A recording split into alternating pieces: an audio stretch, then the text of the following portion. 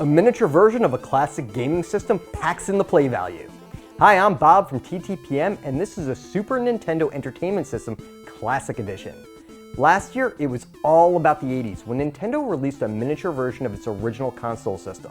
This year, they move into the 90s with a mini Super NES that packs in 21 pre-installed games.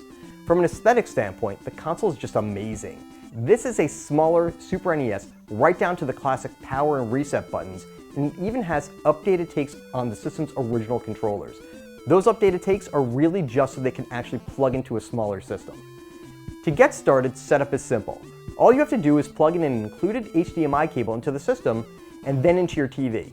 Then you plug the power into a wall socket attached to controllers, turn it on and you're good to go. It's that simple. From there, you're taken to a screen that lets you select any game, including classics like Contra 3, Donkey Kong Country, Earthbound, F-Zero, Final Fantasy III, Kirby Superstar, Kirby's Dream Course, Mega Man X, Super Street Fighter II Turbo, Super Castlevania 4, Super Ghosts and Ghouls, Super Mario Kart, Super Mario World, Super Mario RPG, Legend of the Seven Stars, Star Fox, Super Metroid, Punch-Out!, The Legend of Zelda: A Link to the Past, and Yoshi's Island. There's also Secret of Mana, which was never released in the US, and Star Fox 2, which was never released literally anywhere. Most of the games are still fun, even decades after launching, but as you can imagine, the graphics are still 16-bit and therefore a lot less impressive than any of today's games. Of course, you're more likely playing these games for nostalgia than for advanced gameplay mechanics and hyper-realistic character design. That said, while some games are still a lot of fun, several have not aged well. For example, playing Super Mario Kart lost its charm after a few minutes because the graphics were so muddy. One nice addition to the system's features is a suspend point list, and it lets you save your last 4 games when you hit the reset button. This really allows you to return to those games at a later date exactly where you left off.